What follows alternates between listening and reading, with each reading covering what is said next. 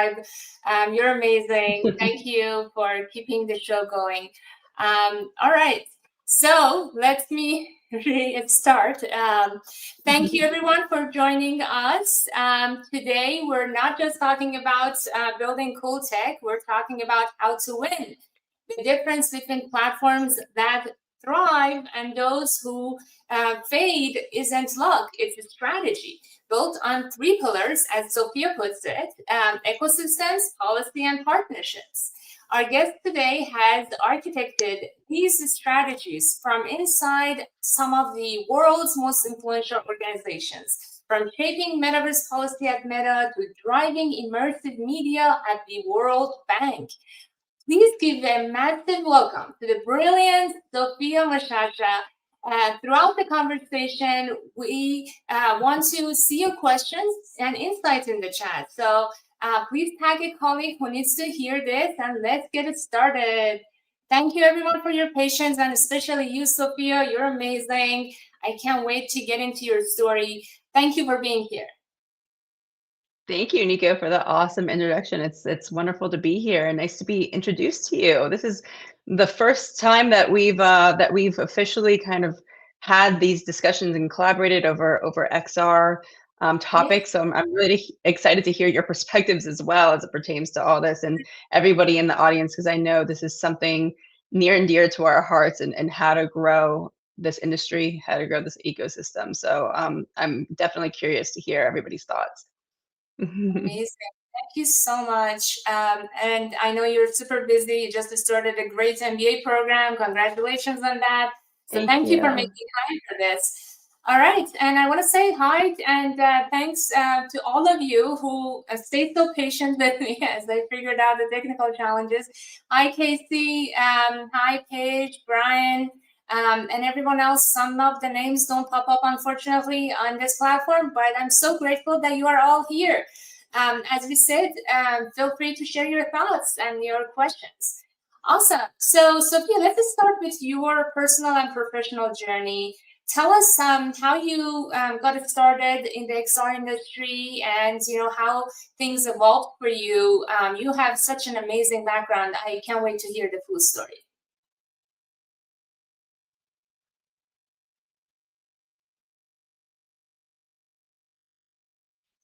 Yeah.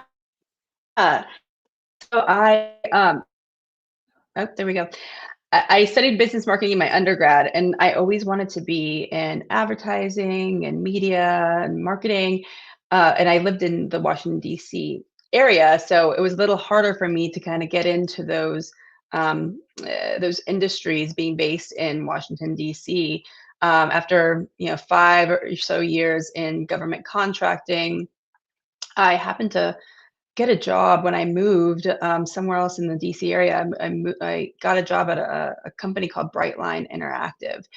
I knew they were a tech company. I knew they were doing work with DARPA and the DoD, as well as with Fortune 500 brands doing experiential marketing. I was like, okay, maybe they do like cyber, IT, those types of things. I didn't know anything about VR and the metaverse. And then this is industry. This is like 10 years ago. And so I joined their company, and little did I know that they did all of these other really, really cool technology and were growing these capabilities with interactive tech, facial motion tracking, body tracking, interactive, immersive, AR, VR, all of these things. And because of my background and interest in marketing and advertising and human behavior, that's what really drew me to this technology. I was like, oh, this is cool. This is cool. And I understand how, why they would use it in like the experiential marketing context.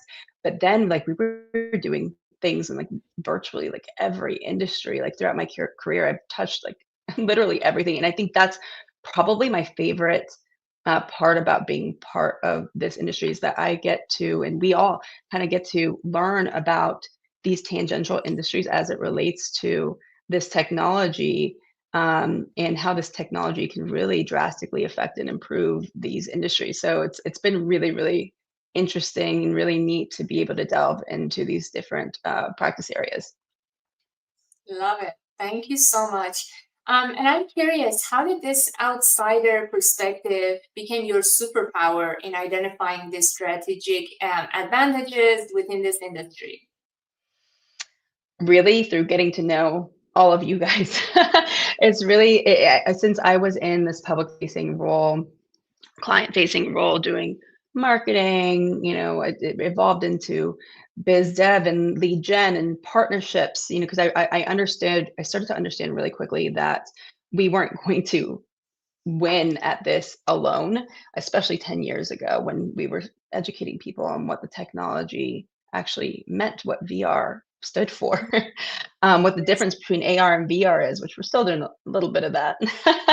But I understood very quickly that, especially as we were going after like government contracts, for example, where partnering was a key strategy already for contracts that you were going to get through government. That this was definitely the way to go, because we as a company only provided one piece of the puzzle, right? And if we wanted to do um, a more interesting projects and more holistic kind of solutions, that we needed to get others on board that had these other pieces that they could offer, that we could build these stronger solutions for our clients. And so again, just the nature of my job, I was getting to know um, different key players in the industry, these evolving capabilities, also on the client side, the different things that they were doing with the technology as well, which again kind of drove my interest in the technology, but also drove like my strategic interest in the technology and kind of understand where we needed to go to be able to succeed in this market. Love it. And you have worked with Air Force, Meta, and now the World Bank. What's the Mm. common thread that you've seen how successful organizations like them are building to do the defensible strategy? It's again, it's understanding the ecosystem, right? Like we all generally know. I mean, outside of our industry, obviously, like the people globally generally know about this technology through like kind of what bubbles to the top, right? The Googles of the world, Apple, Meta, Microsoft, like those type of these big companies that are really the spokespeople for the industry at large, which can be good and bad and have their implications in different ways, which I'm sure we'll talk about. But it's really understanding who the pioneers are in the industry that have these bespoke capabilities, who are kind of driving their own audiences, driving their own use cases, those types of things. That's where really the true innovation lies, because much like the government, like any of these larger organizations, albeit they're leading tech companies, but innovation sometimes takes a little bit longer, right? There's a lot more red tape, and even within their organizations, they're so disconnected. Like I remember, like Yes. being on the policy team, like they were a little bit they were a little bit disconnected in what other parts of their own company were doing, let alone what the ecosystem at large was doing and was a part of. And I think that that's kind of where I brought a lot of my value, having come from, you know, many years, and these boots in the ground kind of companies, these smaller bootstrapped kind of companies, kind of bringing that understanding of and knowledge of what those capabilities are, kind of what they were going through, what their needs were in order to grow, kind of brought that to the forefront of some of these teams I was working on. Um, and I think that's kind of what we as an industry need to continue to do, but especially these large companies who are, depend a lot on the success of these technologies Yeah. working. They need to enable the ecosystem a little bit more, and get to know who we are, and what capabilities like we bring to the industry at large, that they can even utilize and capitalize on. Well said. Yeah, I mean, I was at Meta Connect a couple of weeks ago, and I don't think you were attending, right? You were not there this year. No, I wasn't. But yes, that's a good example of like getting in touch with the developers, the ecosystem, and kind of like getting a sense of what's happening, like exactly what you were saying. So maybe tell us a little bit about your experience at Meta, if you can, whatever you can share, how you advocated for developing the ecosystem that is now growing, and we're seeing the results. Yeah, sure. So like high level, I mean, so Meta, or Facebook, when they went through their transition to, Meta, and they rebranded themselves as this metaverse company, that's not traditionally who they were. And that's not traditionally who their employees of 10,000 plus people know them as and were trained on, right? They're a social media company, like an ad tech company. And all of a sudden, overnight, everybody had to kind of realign themselves as like individuals, as employees of Meta, to like get in line with this new brand identity that they had established for themselves. And that's tough. I mean, it's it took me, however many years, you guys, however many years, to kind of get familiarize yourselves with the industry and the technology and the terminology and the different capabilities and all of these things.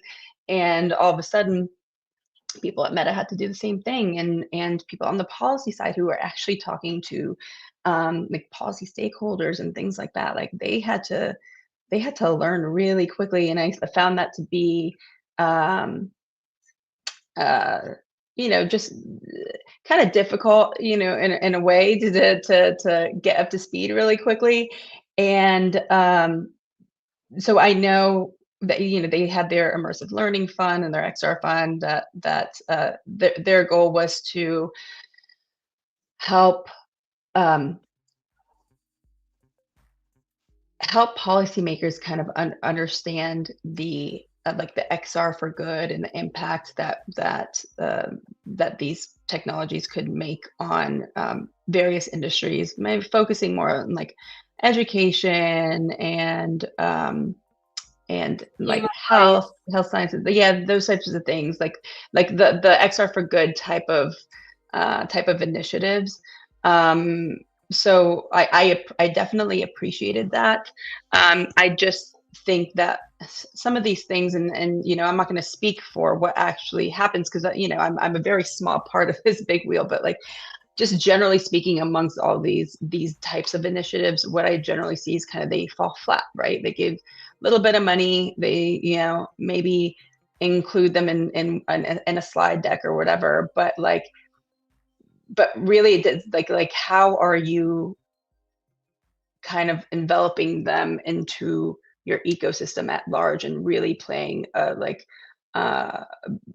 this strategic kind of field for how we're going to like raise these tides together. It's not just a marketing ploy, right? And I think that's kind of where this ended, of like, we're going to say we did this, and we're going to showcase that this can happen, and this is happening out there at one place and time and all these things. But like really, like how are they strategically kind of building the ecosystem for longevity?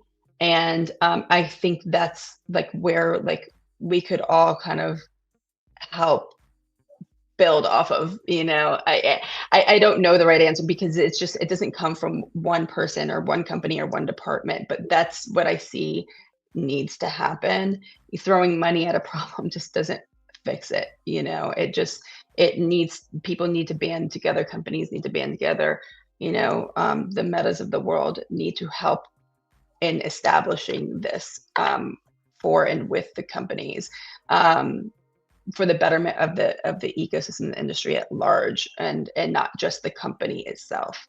So that was kind of the things that I was seeing and experiencing. Like, it was all great stuff, but I think that, again, there just needs to be more communication between these departments and these teams, and have this the kind of like overall strategy of like, why policy is doing what they're doing and how that connects to what, these different other teams under the Meta umbrella are doing, and that's Yeah. yeah. Well said. Yeah, and it's not just about Meta. I mean, I think a lot of big tech companies are Mhm. suffering from same growth challenges. Then departments become silos, and then that you are Mm. kind of like left behind from innovation that the startups have, because you're just not communicating as fast as you mentioned. And I'm curious, beyond just within a company communication that needs to happen, an ecosystem that needs to be created, but how about like as a whole, like companies working together? I know you have co-founded XR Women, and you're part of a lot of great initiatives. I think you are a big advocate of not just focusing on winning alone, but winning as an industry, as a group of companies that are looking to make a change in the world. Maybe tell us a little bit about more this type of strategy, and what are some of the good examples, and what you have learned. Yeah, definitely. I mean, first and foremost, I think that it's going to take advocates from both within the industry and outside the industry to win. I mean, I always said like technologists can be great at what they do, but if they don't understand who they're building for, then again, it falls flat. So we need subject matter experts from these various industries to come in and get involved in this technology and in growing this medium. And so a lot of things that I advocate for, and XR Women in particular advocates for, is that, like, if you're new to the industry, that's okay. You don't need to have a technology background, or a specific background in XR to be able to join in and actually contribute. In fact, it's great to have this fresh perspective to help guide these builders and creators on, what is actually going to be an impactful solution to some of the pressing needs of these different professions. Um,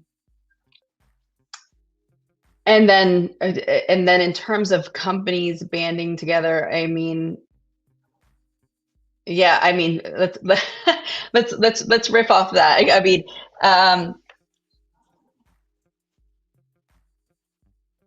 again, it's like I'll start with like healthcare, for example. It's really tough for all the healthcare people out there. It's really tough to get a project approved and funded within healthcare because you have human subjects that are a variability there. It's a very just sensitive area to Yes. get involved with, right, and get approved. Sometimes you need FDA approvals and all of these things.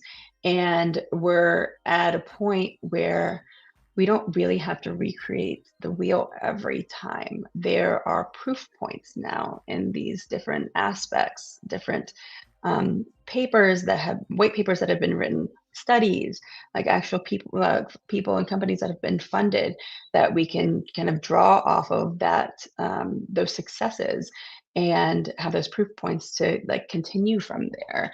Um, Gone are the days where we would have to start from square one and be doing this over and over and over again as these individually siloed companies.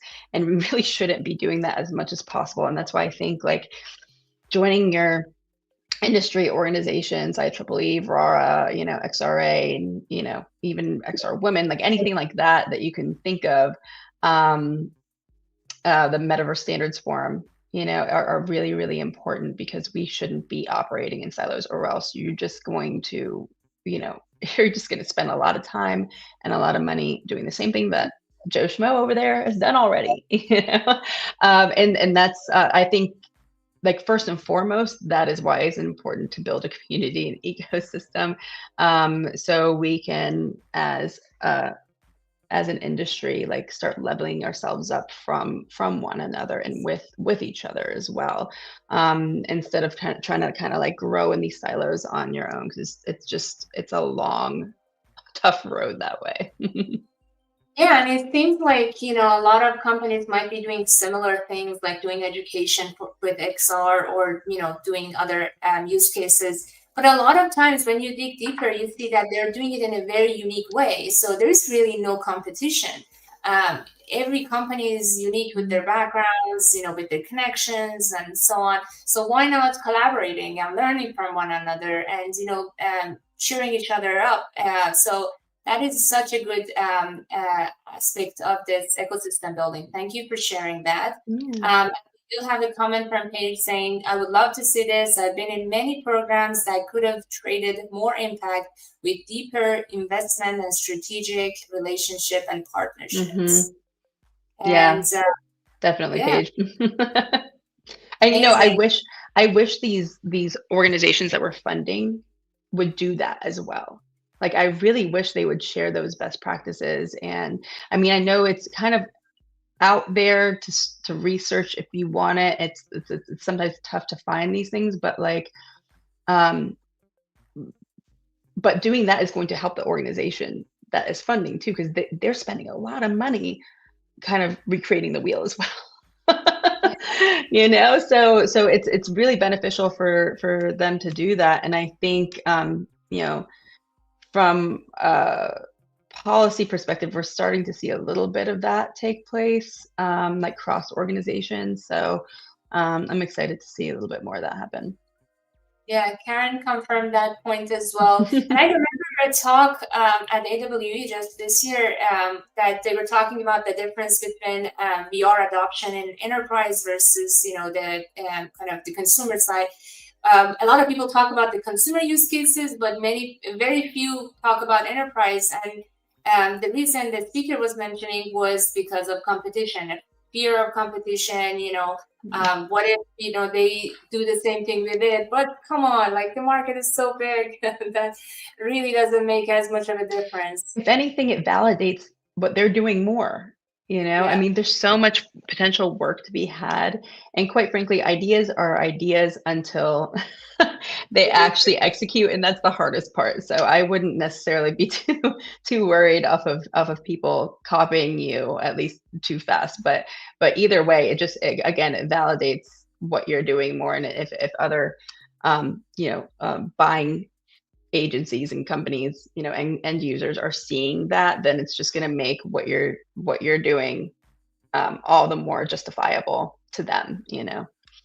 Yes, and Ben says the industry needs a cohesive plan to reach the masses. It's proven cooperation accelerates adoption, siloing delays it. 100%. We have all noticed, metaverse adoption, Web3 adoption. All of these have been slow, and we just need to come together and make it really work. So we do have a question from Brian. How does this building ecosystem, I believe is his question, is going to work when your technology is disrupted?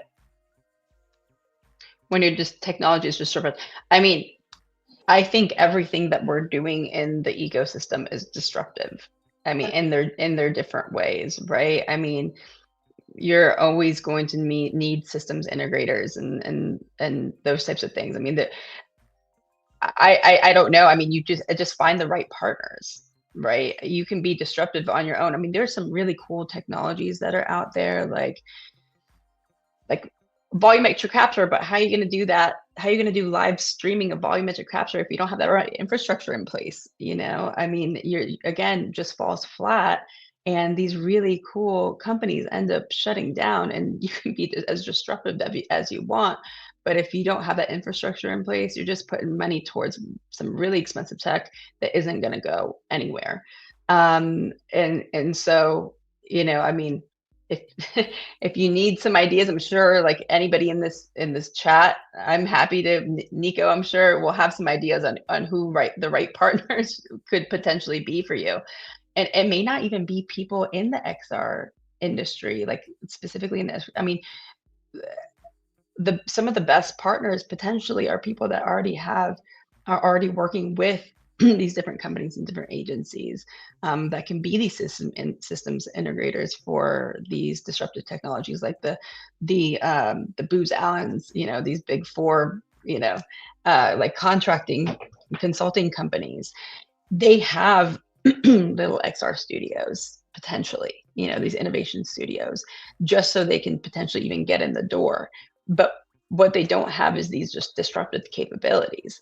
They need companies like this. They need technologies like this to better set them apart. I've even seen companies, large companies like that, partner with smaller firms to get these small business innovation research grants that they can't get on their own, but they need these disruptive companies to be able to do that themselves, because they don't have, they're too large to get them, but they want to get in these programs because they're really, really innovative programs, and these these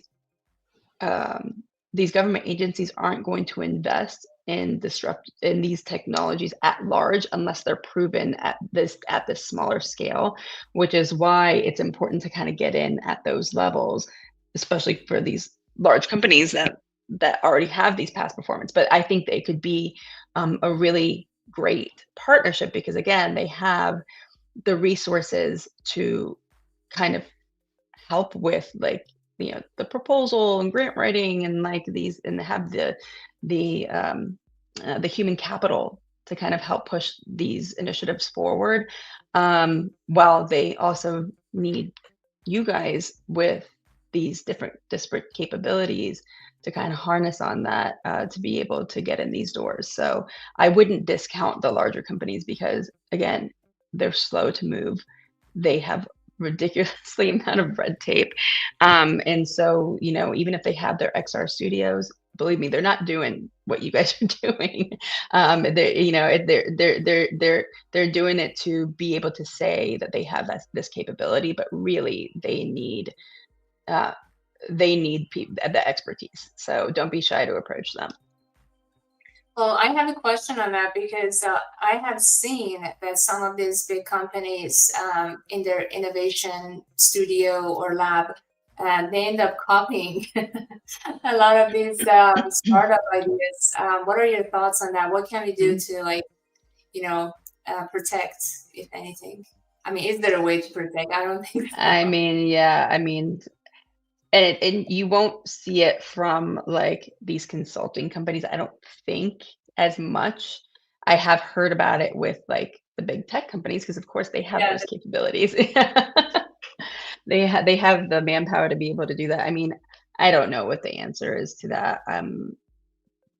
yeah, I don't know. I think it's important that if you are establishing a relationship with them, that um, you get seen as the individual, as the company, and not just sharing ideas directly with them, but you're in this kind of partner program with them, where they're putting you front and center, with their audiences as well, because it's important for them to show that they have an ecosystem of creators, and companies that are creating um, with their devices and with their software, those types of things. It's really, really important for them, because from a policy perspective, they want to see that you are not only creating jobs for your own people in your own company, but you're establishing, like, creating opportunities for companies and startups to be established and grow. And so that's really, really important. I think that's something that that Meta in particular was trying to do, with their immersive learning fund and their XR fund, is to say, see, like, because are, you know, we're the leaders in, HMD devices, we're giving all of these companies and startups an opportunity to exist off of our platform. So I think that if you are going to have conversations with Meta, to try and make sure that you are kind of visible and seen in those efforts. yes. And I would just add, I have seen, for this type of partnerships with bigger tech, it's good to protect yourself first, like whether it's going to be a patent or some other ways that you can protect yourself. And then also course. on top of that, speaking of this ecosystems, when you already have an existing user base or community or ecosystem, then you're just more than that, IP. And it's harder to like replicate your community, your ecosystem, because that is not as tangible to replicate. So that might be another reason to build an ecosystem and community. Okay, cool. And we have a lot of great comments. Paige mentioned hire the artists to disrupt and create positive impacts. That's right. Yes, 100%. And I'm curious about the policy aspect a bit more.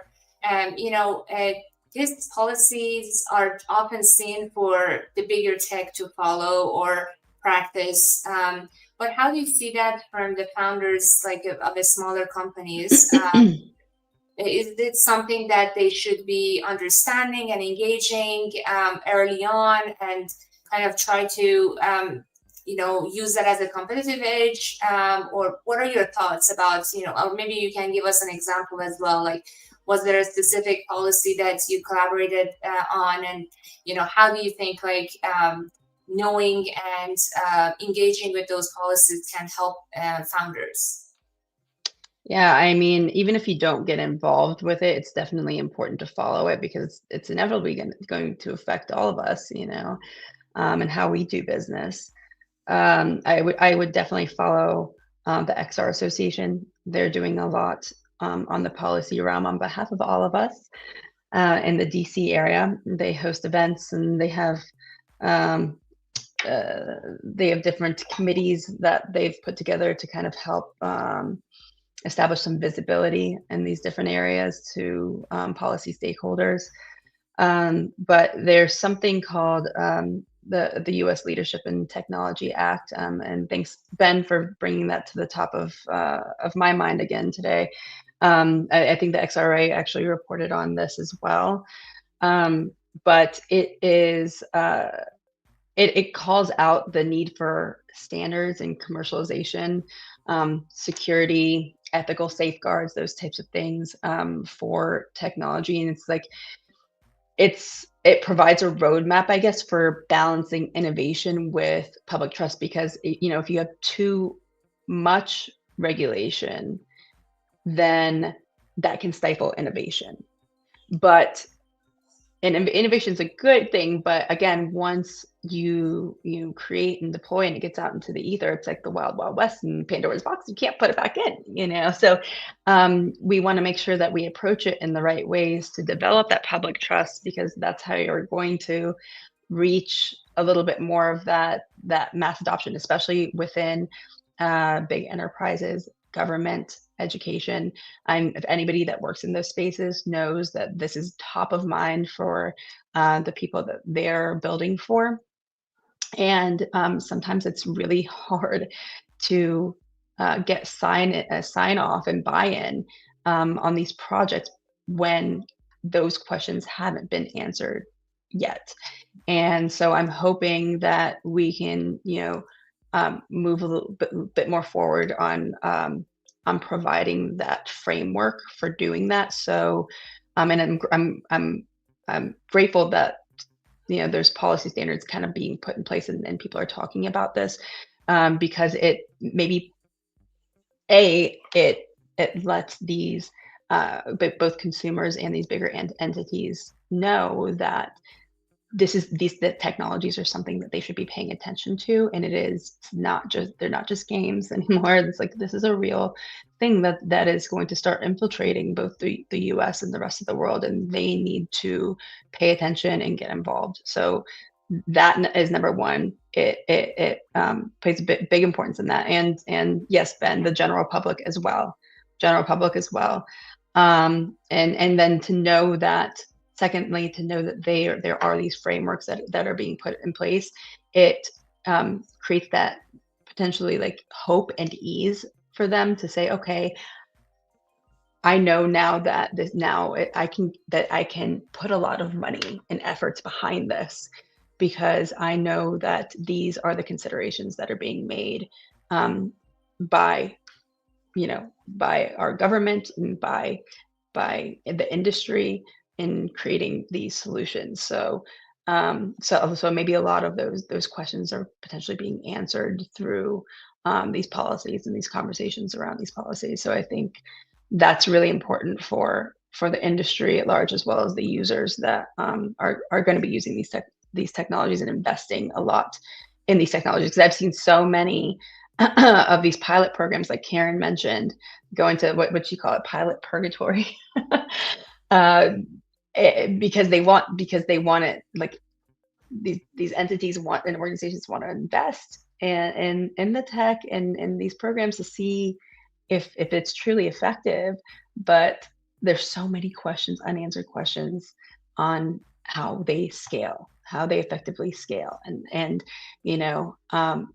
they don't want to dump a bunch of money into something that they don't know the future of. So having these frameworks, especially coming from the top down, is kind of putting some of these questions to ease, knowing that these are being addressed. Also, when it comes to standards, interoperability, Ben and others, metaverse standards forums, all these entities that are working on this, really important, again, because we want to be able to scale. And that comes with affordability, that comes with interoperability between software and hardware devices.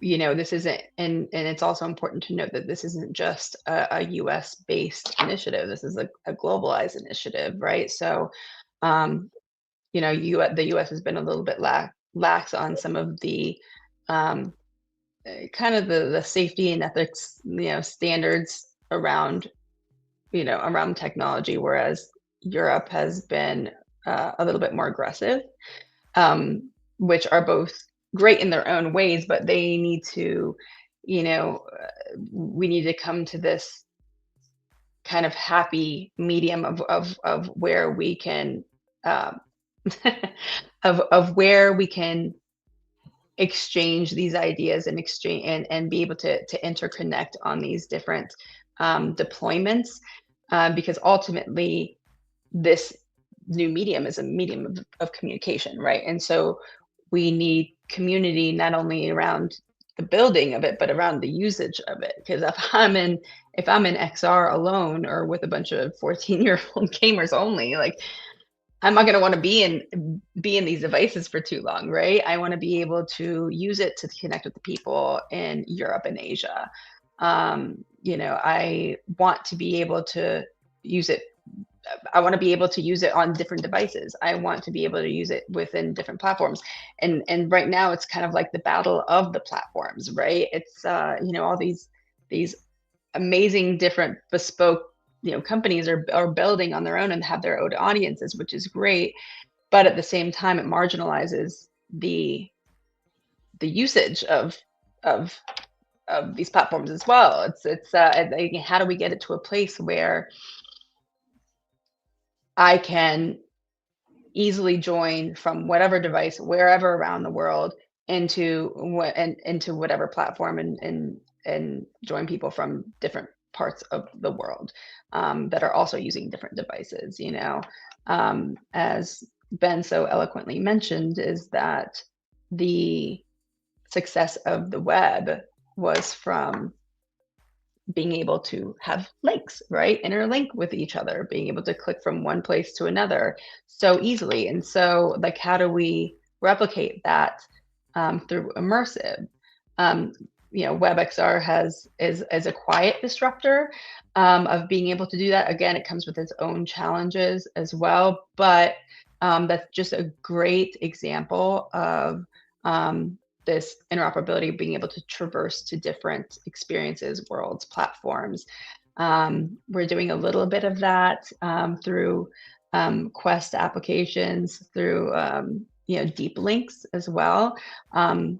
we do a little bit of that with XR Women, also through Metatraversal, of which a couple of friends of mine and Ben leads these efforts of getting people to experience what it could be like, what it should be like, to be able to have these experiences and worlds and platforms being able to interconnect, and how easily it should be able to move through them, and what the trials and tribulations are of actually being able to do that right now. And if it's hard for us as technologists in the industry, imagine how hard it is for the consumers to be able to do this. So how do we make it easier for everybody to be to join in and be on this level playing ground as well? So those are really important conversations to have, and I think I think larger bodies of government are kind of getting on board and understanding the importance of it, because quite frankly, if they don't, bad things are going to happen, and have started to happen, and so, that's just what I'll say there is, again, I don't have all the answers, but these are the things that need to happen to be able to deploy to the masses, both within their own infrastructure of ecosystems, whether it's in education or in enterprise environments, but also for the users as well. Definitely. Awesome. Thank you. And I will just add, in terms of getting involved with the policies and standards, what I've seen also is that you can put your platform or technology, in the discussion. So when they are making recommendations in the standard, for example, then your technology could be one of the recommended solutions. So these are all unique advantages that saves you a lot of marketing dollars, hopefully, and get you ahead of the game. So that's another reason to get more involved earlier. And we have a lot of great comments around the topics we discussed. Julie just joined us saying that there is a lack of education at the top of the leadership who are making the decisions on innovation. Accountability to the leadership to progress at an exponential rate is under pressure. Pulling deliverables, research together with shorter time frames is what's needed to move forward with faster and with collaboration. Yeah, especially with AI, we're seeing that. And Brian is warning us about abuse of user data. Security and data governance must be the primary focus. Yes, absolutely. And Paige is talking about community building, has contributed to empowerment of people globally. Absolutely. We've seen that with XR Women that you all have well designed and developed. And for those of you who are not familiar with XR Women, it's maybe Sophia, you can better explain what XR Women is. Yeah, sure. It's okay. Here goes the pitch. Julie and Karen, Paige, test me on this. So we've been around for about 5 years. We actually established shortly, like when COVID began, because we had a lack of being able to connect in real life around these discussions and collaborations. And so that's when XR Women emerged, is to kind of satisfy those needs there. And it's funny enough that it took COVID to do that, because we work in these virtual mediums. And so it really helped us establish this global community of women thought leaders in the industry and outside of the industry. Actually, I think we've been really, really good at attracting people and welcoming people that, as I mentioned before, wouldn't really understand where they fit into the industry, but they know that this is a place to learn and connect with like-minded individuals, and people that would be friendly to newbies from the industry, because I know from my own experiences that it's easy to feel like maybe you don't belong in a crowd of really, really smart, talented individuals. And so this is a place where they can they have that comfort of being able to explore explore those different opportunities and where they might fit in, and learn from the best in these different professions. And we have so again, 5 years.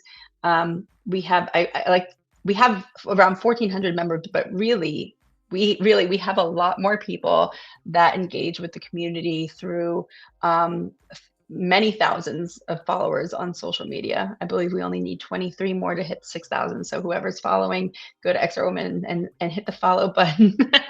We want to hit 6,000 by the end of the week. And through our Slack channels and those types of things. So it's giving opportunity for people to have a stage to showcase their knowledge and capabilities, and then for those that want to learn from them as well. And it's a very, very, very collaborative environment. This is a good example of what building the ecosystem is and should be like, because you get a lot more done being able to be collaborative and having that open mindset to be able to do that. So for anybody that does want to join, it's open and available for everybody, not just women. It's just led by women, and we're thought led by women across the world. But please, I always said as well that if women are just in their silos as well, that we're there's only we're only going to get so far also, right? There's that plateau that we would hit of being siloed in our own. And so we do a lot of external outreach, bringing other people in, collaborating, all of those things. But the goal is to elevate women in their professions and being able to sit at the same table on the same stages as our male counterparts. So anybody is more than welcome to join. And if you go to xrwoman.com, on the upper right hand corner, there is a button to join. It really allows you to join our mailing list, so you see what we're doing every week in immersive mediums. We do have events, so I definitely encourage everybody to get involved. Thank you so much. And they do have events every Wednesday, so check out definitely tomorrow. I believe it's a networking event, so I'm so excited. And they try different XR platforms, so really cool stuff. Thank you for sharing, and thanks to Karen for sharing the link in the chat. Yes, thanks, Karen. Such a supportive, amazing community. So I just want to quickly talk about, your involvement with the government. You ran for the office with a tech-forward platform focused on upskilling. Maybe tell us a little bit about, kind of that thesis and that perspective. What do you see as the opportunity for companies to invest in this immersive training and education, and why should they kind of focus on their workforce to learn these new technologies? Yeah, that was a really interesting experience, and it really was almost like a test bed of where people's the common day consumer, what's their knowledge of of not only this industry, but kind of where things are generally heading for the workforce, and kind of this globalized economy, and what should we be really paying attention to and investing in, and for our younger generations, but also for themselves also.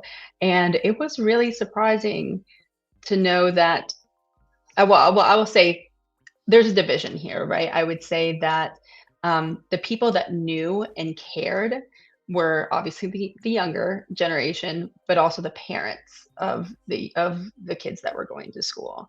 Understandably so, but they understand the importance of their kids being exposed to these different technologies. But really, a lot of the things that I was talking about as well is it's not only the kids. I mean, we need ways to upskill our workforce now as well, so they don't get displaced. And I think with the prevalence of AI now, that people are starting to understand, some of the layoffs that are happening, they understand that they need to figure out ways to protect, their jobs and their their well-being and relevancy in the professional workplace. And so that I think that's kind of what is spurring a lot of these discussions and these investments now. I know, where I live, Virginia is investing a lot um, in technologies for education and those types of things. I think we're going to see a lot more investments from both the private and public sector. And yes, it's mostly focused on AI, but I think that this is actually a driving force for the emerging technology ecosystem as well. Because I always believe that that again, each of these siloed technologies in themselves is again reaches that plateau of how good they can get. But when they are combined with these other different use cases, using these other different technologies, these other disruptive technologies, that they create new use cases for their own as well. Like an XR training simulation is only as good as somebody going through it, once, twice, or whatever before, they've kind of done it already, right? They've been through this kind of standardized like training. But when you incorporate AI into these training mechanisms, then you kind of get this more personalized adaptive training that you weren't able to achieve otherwise. And so I think that that's going to be really important to kind of harness on a little bit more. And I know a lot of companies are in our industry are doing that and adopting this.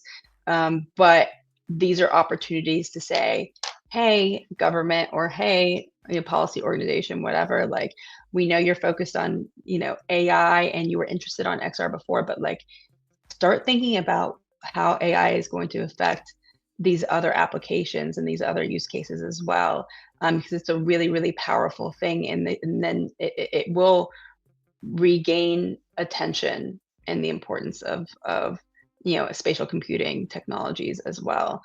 And thanks to Meta also for just continuing with the innovation there, and the Ray-Ban Meta displays that are coming out today, I guess, actually.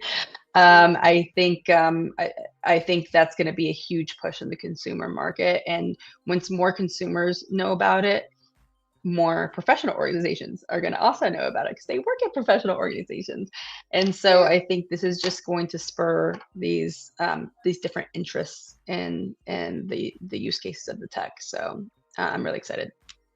Thank you so much. This education topic is definitely a great use case of XR. And we're going to talk more about it when Karen is going to be on the show in a couple of weeks. So I'm so excited for that as well. Thank you, Sophia. That was awesome.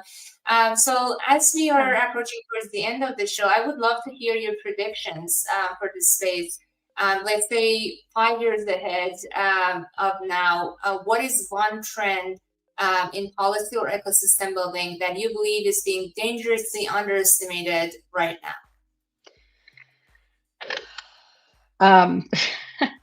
Cameras on people's faces, walking around. Where who is going to be accountable for the data and information that is being, and who's going to own the information that is being constantly taken and stored on these devices. We're not using our devices in our own rooms anymore. We're going out into the public arenas with cameras on our faces. So I think that's going to be a really interesting hurdle that is going to become top of mind really, really quick. I've been in buildings that have traditionally not allowed phones and cameras, but I've worn my Meta Ray-Ban glasses. I haven't taken pictures in there, but again, they didn't know. They don't know. And so they will start to once they become more popular. So I think, with mass adoption comes more this need for security. and security measures, and because people will start to understand what this actually means and what the implications are. So I think we'll start seeing a lot more drilling down of that. And I did want to put a shameless plug before we No, left no, here. definitely. I was going to Uh, ask you, what are yeah, some of the exciting projects that you're working on? How can yeah, people support it? Yes. yeah. So Ben and I, Karen, and lots of Hasib Musa, Chris Madsen, James Rico, lots of other people involved um, in producing our 6th annual Ready Player Golf virtual reality charity golf tournament. That was a mouthful, but it is our 6th annual, and we are meeting in Engage on November 14th for our networking in our Ready Player Golf Epic Clubhouse, for those that know. And then we actually traverse and portal into the Walkabout Golf application, where we will be playing rounds of golf with teams in support of Children's Cancer Research Fund, and specifically Big Dreams virtual tour led by James Rigo. And he actually uses Engage to bring children with pediatric cancer into these platforms. To it's like, I compare it to like this Make-A-Wish, but in VR, where they are literally building their dream worlds, music videos. They're customizing their own Nike sneakers in VR, where then Nike builds these sneakers, makes them, and ships them to their homes. So I think that's really, really special. This year is going to be bigger and better than the past years, as usual, and we've already, I think, outraised last year already. And it's, again, November 14th. If you go to readyplayergolf.org, you'll be able to register for that and support the initiative, whether you're playing or not. We welcome your support. That's amazing. What a great movement. So you guys are not just about, for profit. There's also this great movement. Even XR Women is a nonprofit. So lots of great impact that can be done with these new technologies. And you are definitely trailblazers of this space. Thank you so much, Sophia, and your amazing support community in the chats. I'm so grateful for all of them. Ben, Karen, Gwen, Sean, Ritika, Casey, Brian, Paige, and everyone else who joined us live. We're so grateful for you. Thank This was you. chat. And as I mentioned, Karen is going to be with us in a couple weeks. They're actually taking a break next week. I will be building a community by going through the San Francisco Tech Week next week, as I want to have the show. But thank you so much, Sophia. This is amazing. I can't wait to see more great work from you, and what you are going to do next for our governments, for our companies. You're a shining star, and I can't wait to see what's next from you. Thank you for being with us. Thank you so much, Nico, and thank you everybody in the comments. Appreciate you. Awesome. Thank you, everyone. Have a great rest of your day. See you in a couple weeks.